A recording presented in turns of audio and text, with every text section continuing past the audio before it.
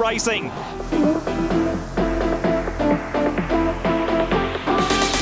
KA YING Rising, Purton shakes the reins. He's put 2 lengths on co-partner Prance. It's KA YING Rising, 1:25 to go. KA YING Rising, 18 wins in a row.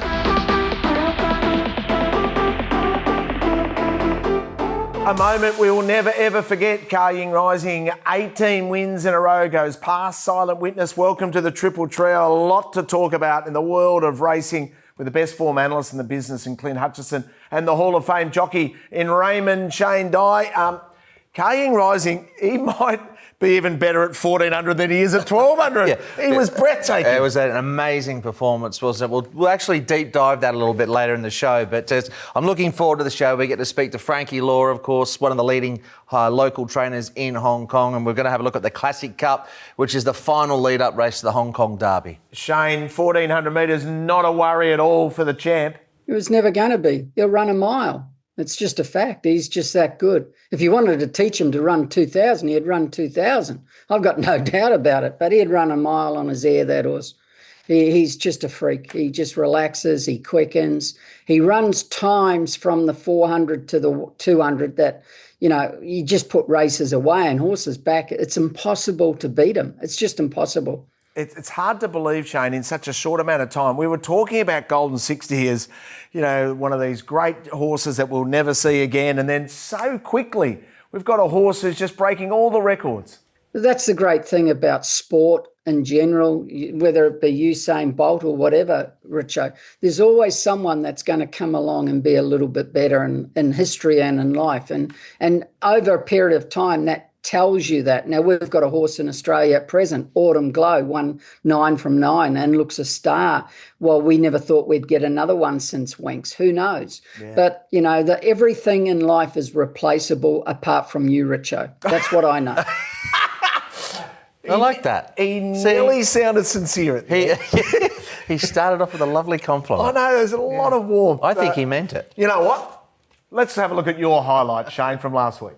Yeah, I think that we'll be sticking with Salon S. He's a nice horse. He's won 2 out of 2. I think he can make it 3 from 3 out of 2. Salon S, 200 metres to go. He's still 2 in front here of Harold Wynn's 6-pack and KA YING Attack. It is Salon S in the colours of numbers. The Frankie Lor syndicate have got 2 really nice horses. It's a walkover as far as I'm concerned. KA YING Rising will win from HUTCHI'S Express and Lucky Swain S. 7,629 days ago, Silent Witness won 17 in a row. Today, he hands it to KA YING Rising. 18 wins in a row, and he beat Helios Express and either Lucky Swain S. Aero of course, covered ground the other day. And that was Sid File. Yes.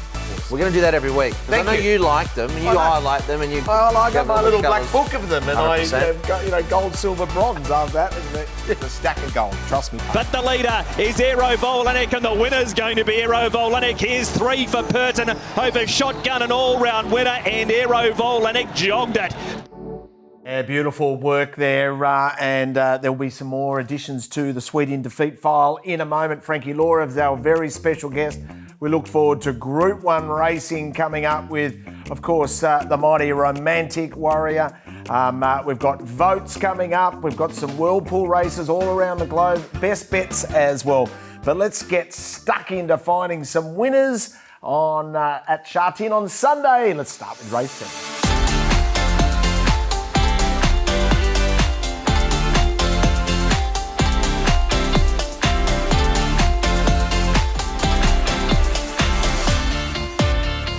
The Hong Kong Gold Cup featuring the champ in Romantic Warrior. Can't wait to see him in action again.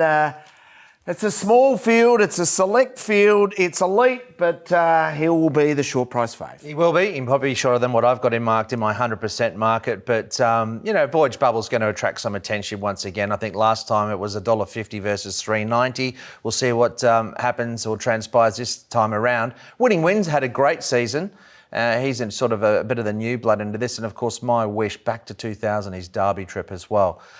Just quickly here, Shane, we've spoken about this race in the past, but the more I look at the replay of this win from Romantic, the better it was. I mean, James had to sort of make some decisions early. He ended up getting across outside the leader, but he's a remarkable horse, Romantic Warrior. Like, it seems like you can put him wherever you want. He does whatever you need him to do, and then he gets it done. I mean, it's just an incredible win. And this is off a mile, and he's even better, surely, Shane. He's even better suited at 2,000, isn't he?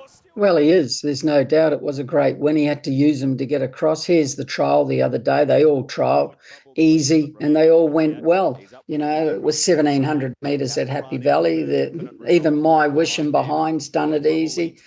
Voyage Bubbles in front. Romantic Warrior's getting a little bit of squeeze there. But, you know, it's nothing that you wouldn't expect, Clint, in this trial. It isn't. You know what? I think the Voyage Bubble will be back. You know, I think since they went on that Triple Crown campaign with him last year, he was looking a bit dour even early in the season, Shane, and it didn't work out for him last time. But look, I'm not saying by any stretch he'll beat Romantic Warrior, but I think if he jumps better, gets a smoother run this time around, could certainly be more of a race. And we have seen some good clashes between him and the Warrior in the past.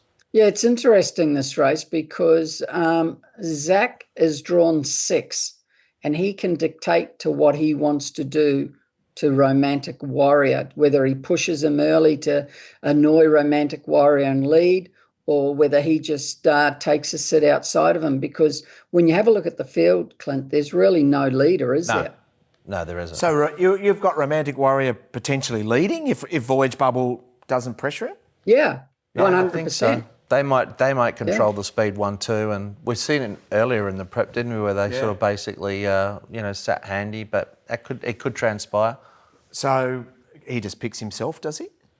Yeah, he does. He's $1. I got him $1.30. Probably he might be shorter, but I wouldn't be betting against him. My Wish is an interesting one. I'd like to see him back. I mean, he didn't get the best run around last start, and an interesting booking as well. Huey Bowman getting on board, so that's interesting. Shane, do you see it the same way from a trifecta point of view? You nailed the Pretty trifecta easy in order race. last time. Romantic Warrior will be winning, Voyage Bubble, and then My Wish. But I will say this winning wing's going really well, and he trialled good the other day. I know he's been beating the second raters in Class 2 and that, but geez, he's done nothing wrong this season, that horse. He just keeps going up another level, Clint. He does. He's an interesting runner, yeah. Brilliant to watch him in action. So Romantic Warrior is in action. That's race number 7.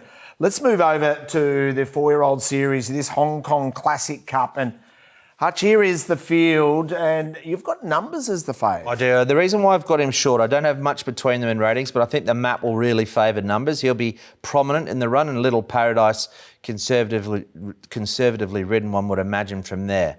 Outside of that, I'll be taking a set against Invincible Ibis. I'll have him a lot bigger than the market. He did SB favourite basically against this field last time out. But here is a replay. Now, Beauty Bolt just quickly was good, given that he settled on speed. Very unusual that you have a horse with late sectionals this strong, off a strong tempo. They were almost 10 lengths faster to the 800 metres in this race. And Little Paradise, well, he produced the 7th best 400 of the whole meeting. Now, that is very unique, and he was held up for half of it. He actually had the best final 200 at the meeting. I think he's got these covered. He'll be ridden conservatively. And for me, he's the biggest threat, I suppose, to Numbers, who I've got a slight favourite this time around. But yeah, there's some interest in that race, Shane, and that replay. I know you know there's a couple of horses you thought will forgive runs effectively. Well, the way I look at it, Beauty Bolt run 3rd. Why didn't Invincible Ibis beat Beauty Bolt?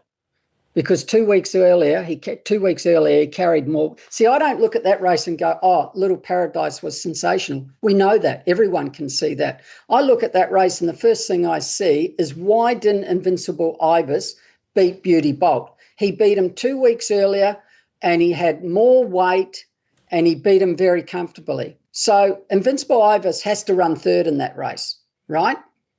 But the reason he didn't was the run he had. No horse can do what he did in that race and win. Now, can he do it and win this week? I don't know. That's debatable. Who knows? Maybe not. He's not bred to run 1,800. I know that. When you say no horse can do what he did and win, but Little Paradise was held up and was back there with him. See, but this is what you don't understand, Clint. You don't understand it. Being held up as a jockey is 100 times better than being wide working from the 600. I want on every good horse to be held up until the 200. And unfortunately, you don't understand that, but good jockeys do. They really do. So trust me on that. That's fine. So his run was equal of Patch of Cosmo. I mean, other horses with him have run home the same as him. So why is his run so much better than theirs? Patch of Cosmo for one. Because he's working and he's getting tied. I can't explain. Well, I didn't see him working. Because he's working and he's getting tight. I don't agree he was working. Sideways. For me, the way I look at it, he didn't do any work. He wasn't really covering an extra ground. Invincible Ibis. Who? Invincible Ibis. I must have watched the wrong race. I'm not watching the right race. Send me the right race, can you please? You two need to agree. No wonder why I find long price winners. Well, well, that's great. But I'm not looking at that. He was back. He had cover. But I'm not saying he's going to win. With him back there that have run home just as good as he has. So I'm not seeing that as a massive excuse. Well, let's just hold this for a moment. Firstly, in that replay, Top Dragon was really unlucky on the inside, of course, came out narrowly second. We had Zach Purton on the show last week. And Zach said, Connection said, not going towards the Derby. I think they've now flicked the switch and going to change, and they're going to go towards the Derby. So that's a little update. That's an update there. Vincent Ho, Nicole Purton went and caught up with Vincent Ho and asked him about the great acceleration that Little Paradise showed. Yeah, I was also surprised how he sprint the last 200. Of course, we got held up a little bit at the top of the straight, and that's one of the reasons why he looks so impressive as well. But of course, if you extend that, maybe if I get a clear run from the 500, then I'm sure he will still win, but might not be that impressive of that turn of foot. But because of the held up, he sprint really well. Do you feel the way to get the best out of him is to ride him conservatively early? I think just wherever is comfy, and as long as he switch off is fine. Which of course before he never raced in a mile, and it was the first time for him. So we want him to make sure. Well, we make sure he switch off. So which he did. For the mile pace, and he was still fine. Travel comfortably, and that's why he can produce that turn of foot. Any doubts about the trip for you? No. After the line, after the win, and I told Jimmy he can handle 2,000. So 18,000 is fine for him. I think he's a good quality horse that can also win from 12 to 2,000. Of course, first season for him is probably his raw ability, and now we can see something a little bit different from him. Yeah, great insight. Now, Invincible Ibis has been the topic of great discussion between you two. Nicole caught up with Mark Newnham for his thoughts about his three runners, including Invincible Ibis. Oh, look, I think the way the mile was run and his position in running, it virtually ruled him out of being in the finish. What was encouraging was that Beauty Bolt, who he'd beaten his start before, was in the finish and ran really well. So I think the form from those races still hold up. What we need is probably a better draw going into this race, because there seems to be quite a few live chances in the race, and I think the barrier draw will be very important. Infinite Resolve, what do you expect to see from him over 1,800 metres on Sunday? Oh, look, I think what we've seen in his last two starts is that he's learned to relax well. He's got a really good turn of foot. The form from, two starts back where Little Paradise beat him, held up in the Classic Mile. So I think that's a good form line going into this. Similar to Invincible Ibis, barrier draw will be important, that he gets covered up straight away and can use his turn of foot. But he relaxed well in the slowly run trial last week. He's held his form, so I expect him to run well. And Lucky Sam Gore, he's been very consistent. Can he step up a level to be competitive? Yeah, look, he's coming from different form lines altogether. Started this season low 40s, so he's made huge leaps into that. He didn't have a hard run going into it because he was held up for most of the straight. Jerry Chow rides him on Sunday, and Jerry's 3 for 3 on him, understands the horse well. He could be the knockout horse. Okay, great insight there. Mark, isn't he? He's got a few nice, he's done a great job since he's been in Hong Kong, and he's got some, a few chances in the Derby, so he's done a great job. Now, we're going to ask Frankie Lor all about numbers coming up in a moment, but as we look at his performance in the Centenary Vase over 1,800 metres, has to be a key contender. That's why you've got his shortest price horse in the race. Yeah, I mean, for me, the big plus with him is that he will roll forward. He will make his own luck. He does go up in weight. But the other thing is that he's beaten older, seasoned opposition. These are no slouches that Numbers is beating here, Shane. He's, and I love the ride from Derek. He picked it up. He made it a staying test. And Numbers, who we've seen perform well in Queensland, I mean, he's a horse that's got proven credentials, and he's getting better and better, and he's done a great job already. Well, there's a few things, Clint. One is he tries hard. He's had 3 runs in Hong Kong, and he's been there every time trying. He's going to race on pace, and the way these tracks are at present with the bias, it's not favouring some meetings horses that are back. So, I won't know until after 2 or 3 or 1 race how the track's racing probably. But if it's a big on-pace track, he's probably the horse you want to be on because of track bias. One thing I will say, Clint, is I don't think he'll be favourite. I think Little Paradise will be favourite for sure. Yeah, that might be I'll the be case. surprised if he's not favourite. Well, that could be the case. So that's my market, obviously, to 100%. Yeah. So I'll be going around that. I mean, I'm happy to be on Numbers. I'm very fearful of Little Paradise because I saw what he could do the other day, and he's obviously a real talent. But hopefully, I mean, I'll be against Invincible Ibis, who was short the other day, and he's going to be big, and it sounds like he'll still have plenty of fans. And his SP's got to make sure he comes in. They've drawn the gate.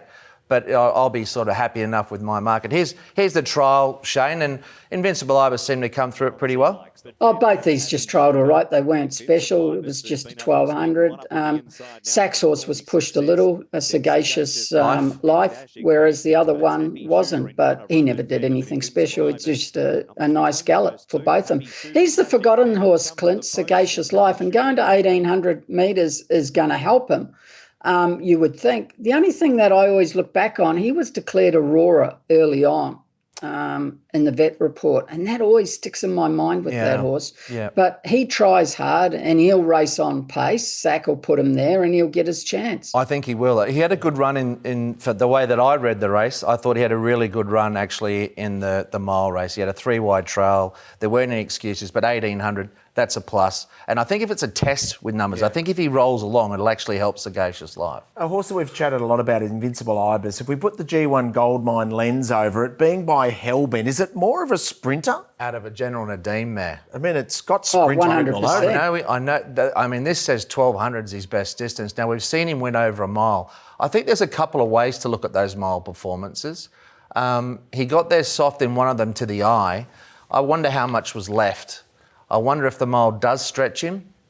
I think there's a genuine question. There's 100% a genuine question mark over him over 1,800 under race conditions and a truly run one on his pedigree. And yeah, I personally think he might be more of a 1,400 miler type. Yeah. But and that's another reason. It's a lesser reason why I'll be taking him on, but it's still a factor. Clint, you got something wrong again. You said he's bred for 1,200. He's bred for 1,000 metres.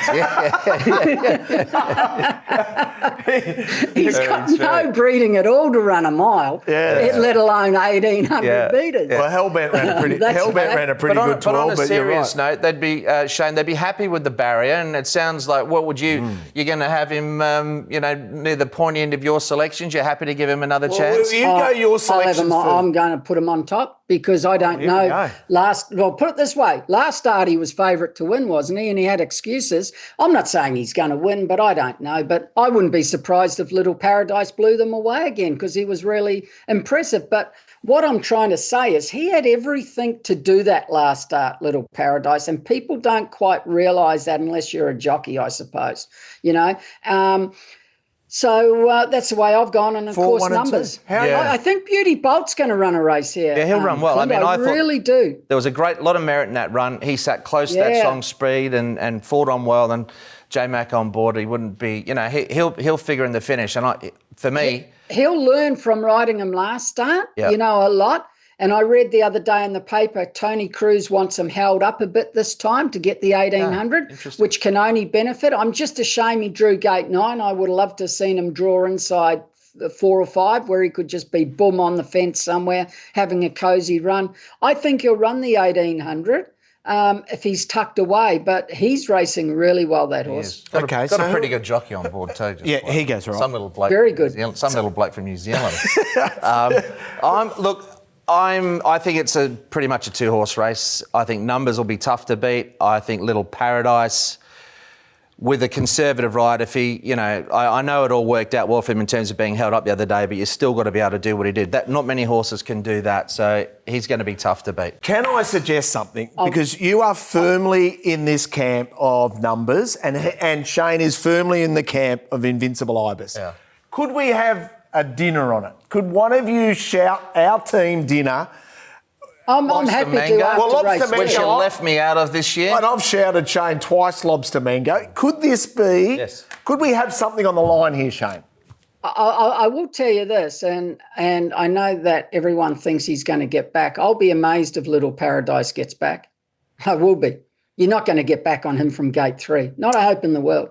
Right. He'll be midfield at worst. Nice deflection. Shane, answer the question. Answer the question. What's that? Can we have a dinner, you two, Numbers versus Invincible Ibis?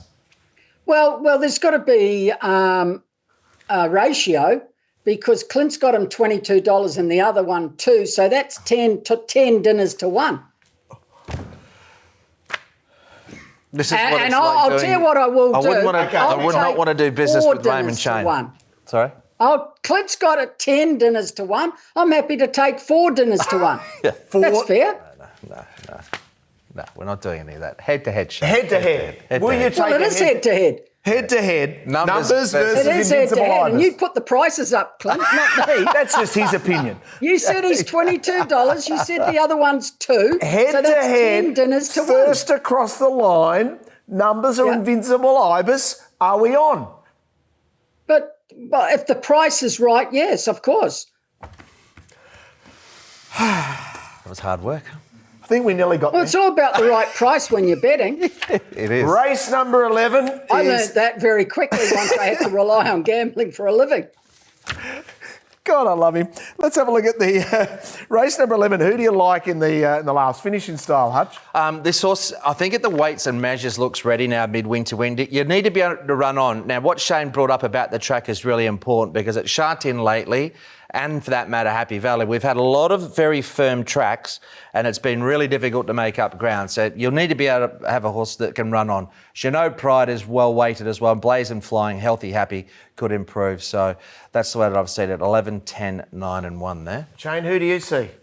Funny, I've seen it the same way. He's just so well weighted. He's got that gait where he's just going to sit midfield, probably on the fence. And there's a lot of pace in this race and they could go too quick. So if they do, he's going to hit the line with no weight.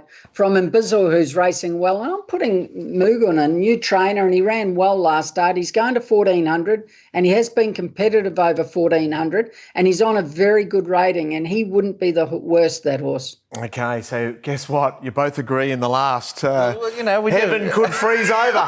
Frankie Lor's our very special guest up next.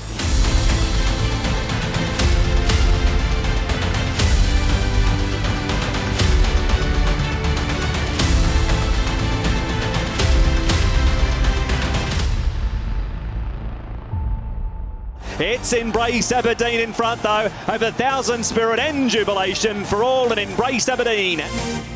Smart Golf past the 100-metre mark. He's clear of King Prophet, Alabama Song. They'll fight out the minors, but Smart Golf is going to win easily.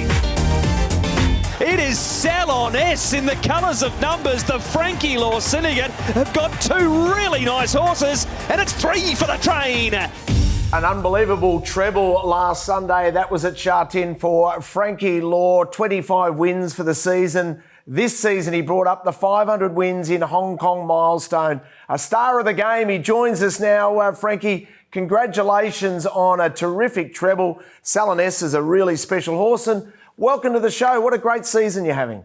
Thank you. First of all, I think my team worked really good, and the owner really support. So I can have that good result. I need to say thank you for my team, also the owner. Yeah. Yeah, got a great team, Frank, and you got some very nice horses. And we just got a replay there of Salon S. He's now 3 from 3, and he's part of your trainer syndicate. He looks a very exciting horse for you in the ownership group going forward. Yes. Tell us about the progression he's made and the horse in general. I mean, he's 3 from 3 now, Frankie. You step him out a couple of more times. Happy to just continue to try and see where he can go this season? Yes, I still maybe want him waiting one time, maybe the end of March. Because he's only 3 years old, I don't want to rush because still young. Give him more time, should be better, yeah. It was a fantastic win, Frankie. There was a moment there I thought he was going too fast, that they were going to catch him, and then he just kicked away. Was there a moment there that you were concerned? Before, yes. You can see at the turn, the jockey tried to slow down the horse, but the horse still really, really keen. So I just feel about maybe too strong. Last quarter, maybe slow down a little bit. But he can, the jockeys can maybe relax from 600 to 400. So at the 400, he still can go again. So really happy for this result. Yeah, that was a special win, wasn't it? It was a great win. So it's not an easy thing to do what that horse has done, and it's not easy, Frankie, to win a derby either. We're gonna bring you into the Classic Cup sort of discussion, but you have won a derby with Furore, of course, so you know what it takes. And we've got a little sort of some vision Sit down here. memory lane, Hutch. Yeah, so some good memories, Frankie, for this race for you, and this was obviously early in your career. Yeah, I think this is my second season. Can win the derby. I think it's really happy, and then I can't believe that. Yeah, well, you're well represented this year. We'll start with the main elect in numbers, and also carries your syndicate colours as well. Hey, this horse, of course, hailed in Australia. We did a little story on him last week, but he looks the real deal. Frankie, tell us your sort of thoughts about his chances this weekend in the Classic Cup. This time he drawn 11. To see, usually he's big stripe and he can go forward. In Australia, he no need to lead. Sometimes he can sit second, third, fourth. So depend by the inside horse. If no one want to go, we can go forward. Yeah, doesn't matter. Yeah. Yeah, you know what I liked about his ride though, Frankie, and I'll pass this over in a minute, but Derek Leung, he set a really good tempo here. Was that part of the game plan to make sure this horse rolls at a good speed? Because, he didn't go slow in the lead. He didn't make it a sprint. He really, both times he's won on this horse, when leading, he's actually set a very good pace. Yes, Derek, he can set the pace really good. We have few horses. He might lead by himself, and then the pace do very good and win the race. So I think he's smart jockey. Yeah. Shane, how do you rate numbers? Oh, he's definitely got a chance. The one thing is those 2 wins, he had no weight. I think he had 115 and 118.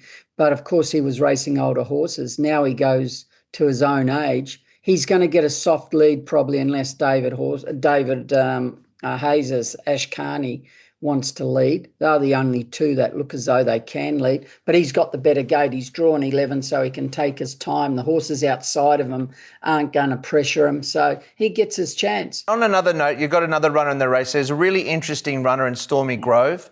Is it fair to say this horse is still learning what it's all about? Because he looks a very awkward ride. Yes, before he come to Hong Kong, he's still a baby because only have 2 starts in Australia, and also is left-hand side. Hong Kong is the right-hand side.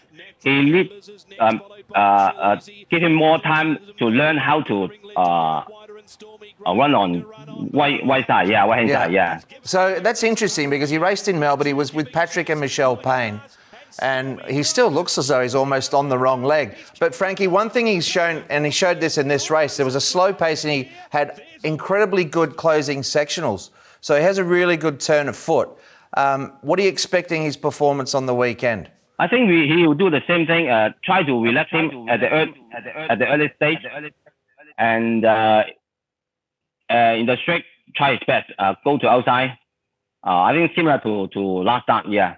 Yeah. And then, Frankie, as we look at your runners on Sunday, is there a couple of runners in particular that you're excited about as we have a look at you looking absolutely styling? I can't believe. Looking smart. Always looking smart. Yeah, I saw his bio. That age must be completely wrong, Frankie, or your skincare is superb. Who do you like here? I'm 60 now, but usually Chinese should be a little bit better. Yeah, that's true. You don't look a day over 40, Frankie. I'd like to be travelling as well as you. But hey, one runner, Frankie, I wanted to ask you about on the weekend, Mr. Cool. Yeah. This has been a very frustrating horse for me. I don't know what to do. I mean, he's been a bit disappointing on the dirt. I think he's had excuses. What do we do this weekend? Can we follow him? He draw 14 again because this one always got a outside draw. And last 2 times we take back to 1200 over the track because he trial in over the track, he trial good. Yeah. So first time he went good because first time he draw 10. We need to wait a little bit. And so he come strongly, finished 7. Last time I think he draw 2.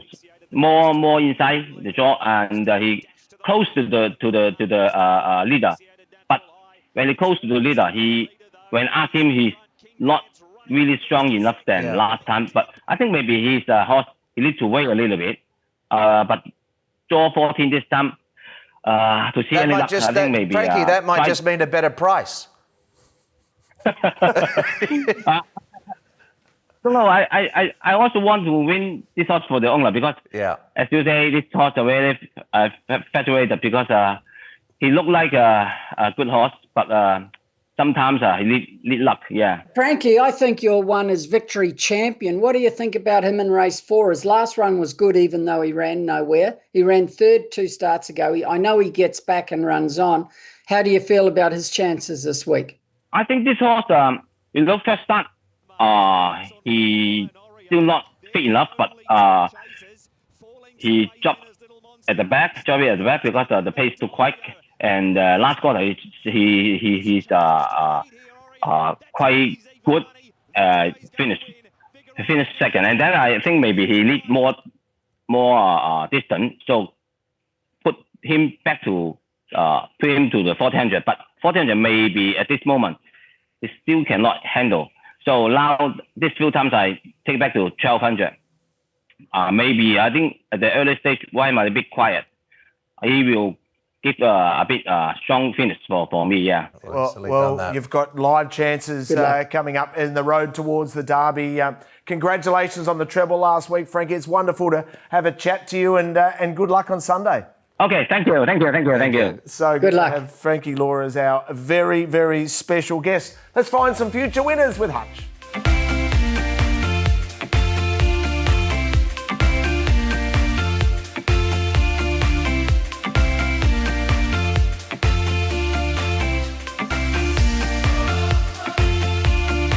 Let's find some future winners with Hutch's famous Sweet in Defeat file. Who jumps in? And we had a good winner with Aero Valanic last week. We've got a total of 4 runners, Richo, from the last couple of meetings. I wanted to show this Sky Heart. There's an ongoing inquiry, but I think it was just an error early from the young lad on board, Ellisy. You know, the instructions were to lead or certainly be handy, and if they're going too quick, get some cover. Now, he just needed to be more positive here. He's on a horse that can effectively lead. He sat outside leader twice for his recent 2 wins going back over the last 12 months. And when he sort of allowed Sword Point to cross him at this stage of the race, and then when Awesome Fluke in the blue colours still left wide, it ended up meaning he was 3 pairs back. Now, he handed away his advantage. Soleil Fighter led up. He won. They weren't going that quick at that point. He just needed to be a little bit more decisive, Shane. I think he made an error there. You can see he's sort of second last now. And the way he got home, I think, in fact, I'm convinced if he had just been a little bit more positive early, parked outside where he needed to lead, or even led for that matter, because Hugh might have handed up, I think he would have won this race. Yeah, if he does, he probably does win, but he was never going to lead because Yui sowed intent out of the gates. If you watch Yui, he pushes his horse, which he never does, so he was always going to lead. And then he looked to get a sit behind Yui, and unfortunately he come back to get in a huge wave. I don't think he's got anything to worry about, the kid. I agree with you, he probably should have won. The other thing in the back of your mind too, Clint, is he's had 3 runs at 1,800 metres and failed every time. And that's got to be in the back of your mind when you're pushing forward. And you wouldn't want to take Yui on. But he's definitely a horse to follow. Yep, good run there. I like the way Alabama Song, who actually was entered on the weekend. Gorgon held up in this Salon S race. Good run, Alexi Bedell on that horse. And Star Bros, he stayed on okay. Needs a weak race, but that's another one from the Valley. It wasn't easy to make up ground there. So a reminder, these are the Sweeten Defeat file runners, recent ones that are running on Sunday. Dazzling Fit did go into the file a while ago and had a win since then, but these are more recent ones. Recent ones. Conrad Patch and Oreo are 2 key ones, and I think they'll both be very competitive on the weekend. A question that has an obvious answer. Top-rated performance of last week. Yeah, amazing, wasn't it? Well, it's no... I mean, how does he rate compared to what we've seen him do over 1,200 metres K in race? Well, this on my figures, on my ratings, this is a career peak for him. Now, there's a couple of things to and not by a small margin either, by a significant. The track was very firm. That's the first thing. They were running good times all day. They rolled the track just before this race. That certainly didn't not help his cause. Yep. Once again, so those are 2 factors. The third thing is we did hear David Hayes, Shane, say, you know what, Zach, today I want to get the track record. So they've gone out and he's ridden him out to the line. So it's no surprise that, he's produced this big performance. I mean, he's knocked off half a second, Shane, off the track record. It's not just shaving a little bit of the time off. He's obliterated it. It's his best performance. It's clearly his career best performance. I don't go on ratings, Clint, but my computer prints them out for me with my information and different things, and it was his highest rating win by a long way on my computer. I think it's eye. You can tell he was awesome on the eye. He's just... Look, we don't see horses like this, Clint. He's just a champion. He can put pressure on horses early, and he can quicken off pressure, which horses cannot do. Yep. They can't. He does it. He's unique. He's a champion. What's remarkable, sorry, Richo, about that performance, we saw Salon S win the last race, a decent class race as well. Yeah. He would have beaten him by 10. Ka Ying would have beaten him by 10. You know what? And that's the way it did look. I mean, as impressive as Salon S was. Going into this meeting, I've never heard you more circumspect about KA YING Rising. You had that slight little niggle in regards to his 14. By G, put it to me. I wasn't wrong, but I wanted to see how he'd perform over 1,400 because I don't think he was that impressive, and the number wasn't great last year. But it's a different situation now. Yeah. I mean, that was his best performance. He relaxed. He got into a great rhythm, and he was dominant. Richo, I think after that run, the Aussies can't keep saying, well, Black Caviar rates better. I'll be very surprised if that win there, what he didn't rate better than Black Caviar's wins. Ever. Yeah, I mean, she only went to 1,400 metres on one occasion and jogged in a Group 1 Sea of 4 stakes against average opposition, sure, but she absolutely jogged in. And she was probably another one, Shane, that physically, because of her issues, he couldn't put enough work into her for her to go 1,400 metres plus. He only did it on one occasion, Peter Moody, but by G, she would have run a good mile as well, but just couldn't put the work in. Yeah, it's an amazing performance anyway, so it's all very exciting. Oh, it's brilliant stuff. Talking about brilliant, it's Shane's turn for the item.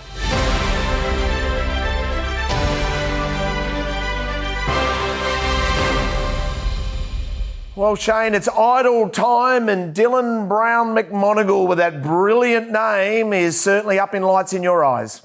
Don't get me to pronounce it. I'll just call him Dylan, eh? Yeah. This is something simple. This is just... remember I went on a couple of weeks ago how this horse got beat and it should have won. He got beat 6 lengths, I think. It should have won for sure. But here he keeps it very simple. He doesn't do anything wrong. But he tries just to relax the horse. He lets this horse up here go. He doesn't push to be one spot closer. this kid has improved so much since he's got to Hong Kong. When he first got to Hong Kong, he made a few mistakes and he's worked it out. He rides winners all around the world. Of course, he's a protege of Ryan Moore, but he rides so well and he's got a lot of confidence. And this is what I mean, confidence. He doesn't panic trying to push out. He lets the race unfold. He knows that once the runs come, he can go. And he just balances the horse so well, and he's very, very, very strong in a finish. When he hits them, they respond. This kid's going places. We all know that, I suppose. His record for a 22-year-old's amazing. And I'm glad he come to Hong Kong to see what it was like and learn a little bit. He gets 3. Zach rode very well last weekend. He gets 2. Cool Blue, who's not a winner normally, gave it a perfect ride. And Matthew Purton had 3 winners on the day and rode really well. So that's it. But very impressive since he's been in Hong Kong, Clint Dillon. Yeah, he is. And you know what? Couldn't agree more, Shane. And it takes him a while to sort of settle into the different environment. He would have impressed you as well when he was in Melbourne, even younger, a couple of years ago. He's a good rider. I'm glad he sort of adapted really quickly. And no, he's got a bright future. He's going to be a superstar. And Zach Purton. Oh, 100%. He's the future. He's one of the future that will dominate or take over like Ryan has in world racing around the world. No negative points at all from you again this week? Nah, mate. I'm building a bank, Shane. I've got a few. I won't mention them here. We might put them on next week when we've got a bit more show. Okay. If you want to put them on, I'll tell you straight away. Yeah. I might be reading a few things wrong after our Invincible Ibis chat, but I've got a... Well, you know what? We've got dinner. No, Clint. You got that dinner wrong. on it. You might be reading it right. Yeah. But what I'm saying is last start, he never had every chance to win the race. He had no hope. This time he might. And at the price, I want to be on him at the price, but I'm not saying he's going to win. I'm building this list, so next week... You know what? You build the list. Let's get to global racing.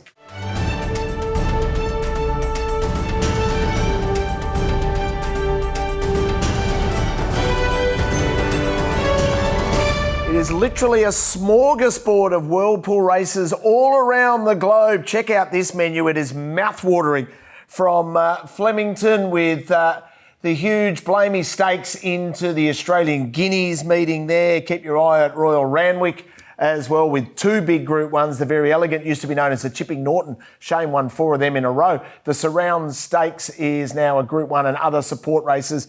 Maidan in Dubai for Super Saturday as well. And then all eyes at Sha Tin on Sunday for the Hong Kong Gold Cup. Whirlpool races, 3 really important races in Australia for us to turn our attention to. First, we'll start at fabulous Flemington, the Australian Guineas, and, observers trying to become the 4th horse in history to win a VRC Derby and then come back in the autumn and win the Australian Guineas. Totsu did it, the mighty Mahogany and also King's High. The best of the best have been able to do it. And Observer put the writing on the wall through the autumn stakes. He might be good enough. He might be another star in the making. I mean, he's... I'm not sure what his best distance is, but I think that the VRC Derby win was on class. Yeah. He deserved, I think, to win the Caulfield Guineas, but for being held up. Planet Red finished ahead of him there. They've got similar form lines. Observer goes forward. He'll be very tough to beat. And there's no major knock with Planet Red. But, Shane, have you been impressed with Observer and what you've seen? Well, we found him last year. Remember, we were saying early on, very impressive. Here's 60s. Sixes. 60s he looks good. Yep. Yeah, he won well in Sydney. It was very impressive, and he had a wide run this day, and he quickened. Look, there's 3 hopes in this race, Clint, and it's just a matter of where you want to put Observer, 60s, and Planet Red. I put it down to race pattern and the fact that 60s has drawn wide and went back and covered a bit of extra ground, whereas one thing about Observer, he just puts himself in the race. Yeah. So if it is a firmer track and Flemington can be, at times, tempo-related, it can be hard to make ground, doesn't he just put himself in the race to be run down? Yeah, I think so. And the thing with Observer, because we've seen him perform over further, he'll want to keep rolling at a good speed. He'll be a favourite. He'll be very hard to beat. For me, if he is beaten, it won't be Planet Red at 60s off that wide run and a great win in Sydney prior. So those are the first 3 past the post. If you're going to get some value out of the race, it might be with Express Class, who'll be 60, 80 to 1 maybe, Yeah. and I think that horse can potentially run back in fourth. Shane, do you see it the same way? Are you team at Oh, third? exactly the same. It's not hard this to figure these three out. You know, they pick themselves. It's a pretty easy race. So the Very Elegant Stakes, or used to be known as the Chipping Norton Stakes, when Shane was winning 4 years in a row, Chris Waller has 7 out of the 9 runners. Incredible domination of this. So you're saying he's a chance? He's a live chance.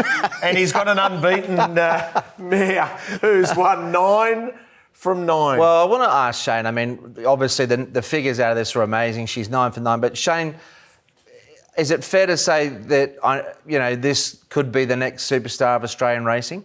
Oh, 100%. I think this and different type of horse to the 3-year-old sprinter. 10 Taurus. Taurus, they are the 2 superstars in Australian racing now. She's awesome. She's just unbelievable. She's come back better than she was last year. There's no doubt about it. This is Sir Delius. Of course, we know him. He was scratched from the Cox Plate the week of, and he had won 2 group races before, Group 1s.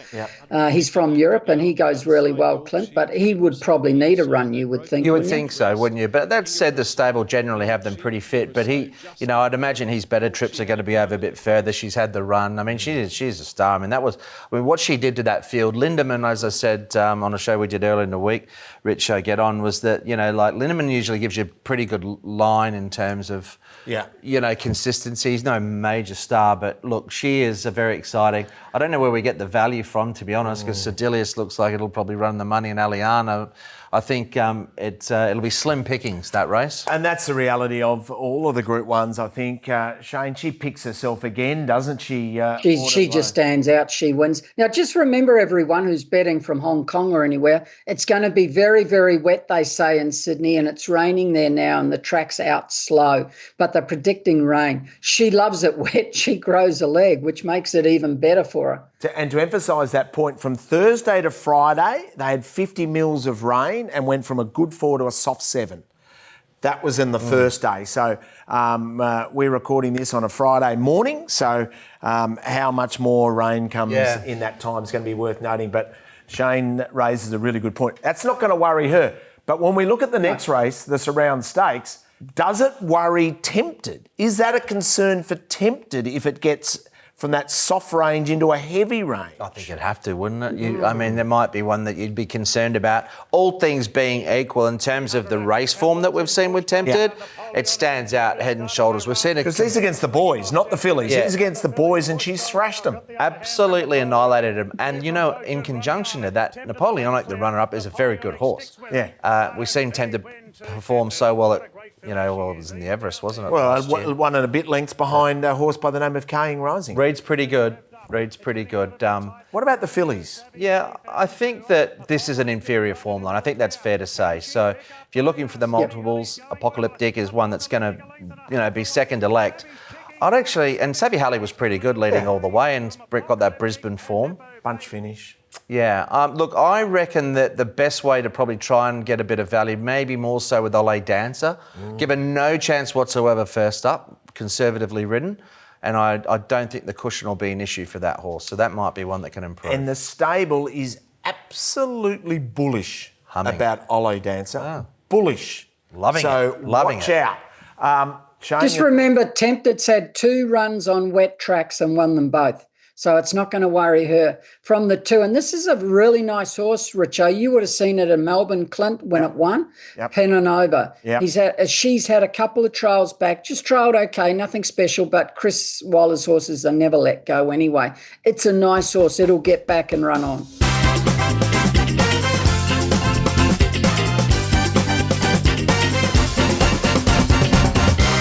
Stats behind the saddle. We had a very interesting discussion last week that spurred a lot of discussion on social media. Let's recap it. Quick question about yesterday, Shane, and this can happen for a lot of Tony Cruisers, but Matt Chadwick on Liveandletlive, final 100 or 200 metres, maybe instructed not to use the Persuader, I'm not sure, but just hands and heels the whole way down the straight and gets beaten a narrow margin. I feel for that horse, but what did you make of that? I haven't watched the replay, but I can't comment. But was he like this and like that? Doing Like all Tony's used to do and The Apprentices? Yes. Drives me mad. Don't get me on the subject. One whack and boom. Very interesting. So our stats man, Sahil Patel, ran the numbers in regards to the discussion. What did he come up with? Love the article. So it was an amazing piece put together by Sahil. If you haven't had a chance, read it yourself. I mean, obviously his database is huge. I mean, there's a lot to unpack out of it. I can't go through it all because we're a bit pressed for time. Some interesting stats, obviously, with Cruise winning at 15.9% as opposed to 8.3% with horses that aren't whipped. They win at 15.9%, so double the rate of his horses that are whipped. Now, it's a little bit misleading in some respects because horses that are going well enough don't really need it. But the heart of the discussion was around Live and Let Live. So I'll just say my piece and then I'll let Shane have his little part. What was said in the articles about the early part of his career where the whips were used a lot and he didn't have a great record, it's a little misleading. He was running over the wrong distances early in his preparation and he didn't do that well. Look, I've got no doubt at all that Tony Cruz is a great horseman, and I think that, you know, his tactics and this thing with he doesn't use a lot of reminders as we take a look at a replay here of Live and Let Live last start. You know, it's a policy that's proven with the data that it works for him. But that said, Live and Let Live is actually running on the weekend. Are they going to try and do the same thing again, and will they get a better result? My focus was more around this particular horse. Ultimately, he's been beaten in 4 close finishes, Shane. He's lost 3 of them. I think if you keep doing the same thing over and over again, it's, what man used to say? Albert Einstein, it's insanity. So for me, why wouldn't you try something different? Okay, so when a horse leads, Tony doesn't like them hit unless they're going to get beat, right? And I understand what he's saying. He was a champion jockey. But if that horse there, if you watch the last replay in that race, the 2,000 metres, which is on the right-hand side, at the 200, his ears are pricked. He needed a whack there, just one, to get his mind back on it. He would have won there for sure. But you never know. You know, now that data is fact and it's correct, but it's very misleading because I can produce a report saying that if you hit KA YING Rising, he'll get beat. Well, do you think he's going to get beat if he gets hit? Because his 2 starts he was hit and he got beat. So it's not correct. You know, it's just not correct because when a horse is in front and running, of course they can win. So Tony doesn't like them hit. But that horse there has been beat 3 times by noses. Yep. I'm not saying he would have won 2 times, but that last time there, Clint, if he hits him at the 200, he wins for sure, that horse. Well, that's great 100%. Insight from a horseman who's noticed his ears. That's the really good insight. I think it's just interesting discussion. I loved what Sahil put together. Yep. And it's not, there's a lot of factors that go into these. Yeah. And I think just to assume it's just, you know, that... Can I just say one quick thing? Sometimes you can hit a horse and they don't respond and they will curl up too. Don't worry about that, and they don't go quicker. You've got to know the situation and how they are and what type of horse they are. Social Stable and Best Bets coming up.